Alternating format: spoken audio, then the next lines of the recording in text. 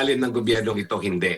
Kasi yan ang kapalit ng kanilang pagiging malahudas sa mayorya, dating mayorya, na nais sanang isiwalat ang katotohanan tungkol dito sa flood control scam at nais na sana nila magkaroon ng pagpatas na pagdidinig sa impeachment ni Inday Sara Duterte.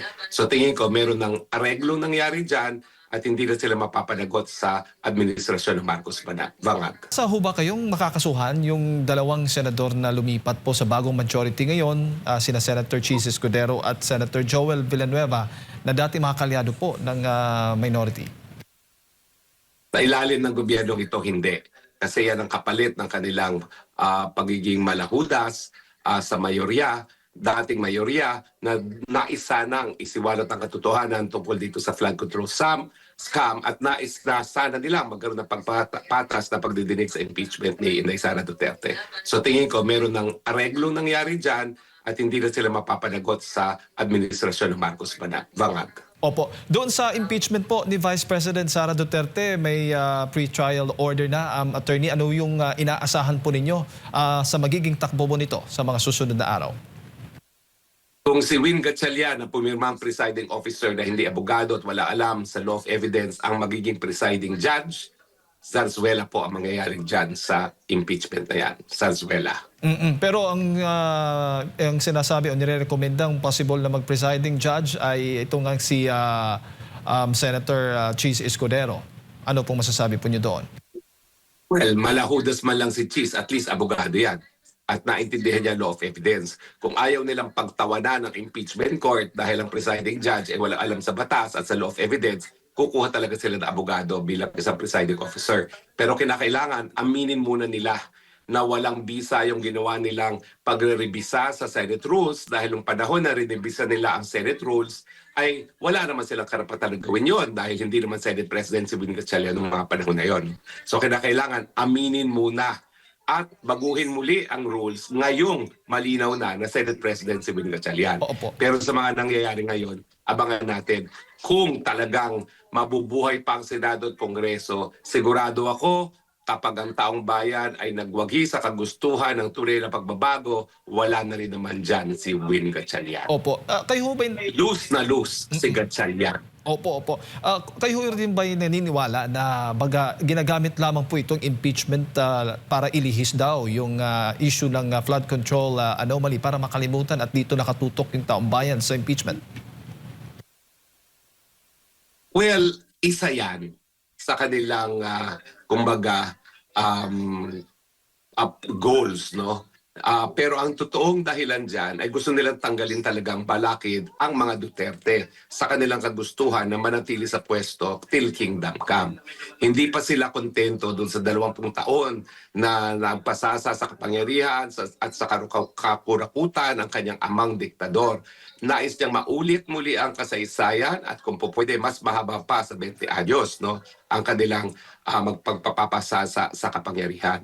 So ang tunay na pakay ay para mawala ang mga Duterte bilang banta sa kanilang kagustuhan. Pero siyempre, isa sa magiging benepisyo na yan ng pagpapatuloy ng impeachment, makakalimutan yung pananagutan ni Bangag Jr. bilang mastermind sa flood control scam. Opo. Attorney, marami na po tayong mga kilos protestang ginawa, no? Mga nakalipas po ang lawak-lawak at ito na pong bago ngayon. Sa tingin po ninyo ay masisindak o matatakot po ba ang administrasyon sa dami po ng mga tao kung magpapatuloy po ito, Attorney?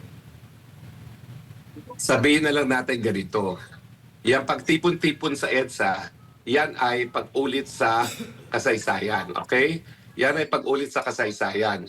Pero kapag hindi sila natuto sa kasaysayan at maging kapit-tuko sa pwesto, yung crowd na yan, pwedeng magmarsa yan sa Malacanang. At walang kahit anong rehas ang pwedeng maging depensa ng Malacanang sa hagupit ng taong bayan. Huwag na sana umabot doon. Ulitin ko, ayaw ko na umabot sa pagdadanas ng dugo itong disgusto ng mga mamamayan. Kaya kung gusto nila na makaiwas nga dito sa pagdanas ng dugo, mapayapa na silang aalis sa pwesto at kung po pwede, umalis na rin sa bansa dahil kapag sila ay manatili sa bansa, talagang this time around, hindi na sila magkakaroon ng kalayaan, parurusahan na sila dahil terrible na itong nangyari sa atin, paulit-ulit na ang kasaysayan. Kinakailangan makulong talaga ang mga nagdarambong sa taong bayan. Kayo ho naniniwala pa rin, umaasa pa rin ho sa ehekutibo o sa gobyerno na pakikinggan itong panawagan nga ng mga rallyista, itong mga taong bayan? Yung hirap kasi ng kabuhayan sa Pilipinas, ang siyang nagbigay ng galit na nararamdaman ngayon ng lahat ng Pilipino. Hindi yan maiibsan hanggang hindi siya mawala sa pwesto. Kaya nga kung ayaw niya magdanas ng dugo, mapayapa na niyang ibibitawan ang kanyang posisyon dahil alam naman niya, dahil sa kanyang karamdaman na siya ay adik, hindi siya po pwedeng maging bahagi ng solusyon sa problema ng bayan. Ang kanyang magagawa para magkaroon ng solusyon, magbitiw sa pwesto. May mga pending cases ho sa Supreme Court kaugnay po ng issue sa kalusugan, di ba, ng Pangulong Bongbong Marcos Jr., yung tungkol sa ICC arrest warrant, dito sa impeachment case at doon sa yung ICC arrest warrant nga at maraming iba pa, attorney.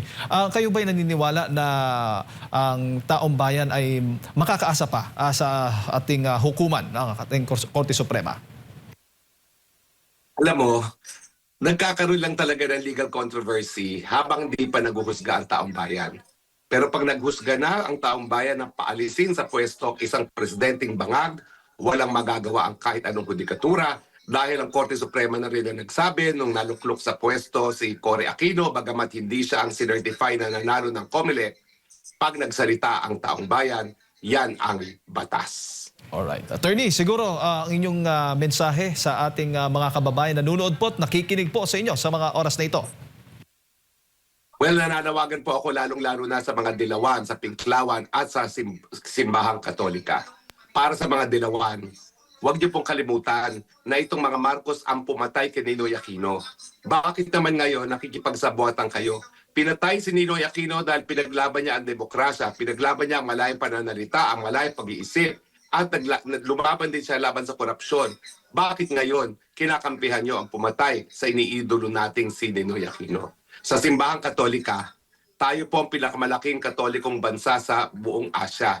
Kung gusto ninyong panatili na ang relihiyong Katolika ang magiging pananampalataya na nakakarami, makikiisa na po kayo sa taong bayan. Dahil kung hindi, baka makita ninyo ang numero ninyo ay bababa at lalaki lamang ang numero ng Iglesia ni Cristo. Nasa inyo po ang desisyon kung ano magiging kinabukasan ng Simbahang Katolika sa Pilipinas. Makiisa sa sambayanan or makiisa sa isang bangag ng presidente. Alright. Attorney, maraming salamat po sa inyong oras. Ingat po kayo. Salamat po. Magandang araw po. Ayan po mga kababayan, si Attorney Harry Roque, dati pong presidential spokesperson ng ating nakasama na pakinggan kaugnay nga dito sa nagpapatuloy na rally dyan po sa EDSA People Power Monument.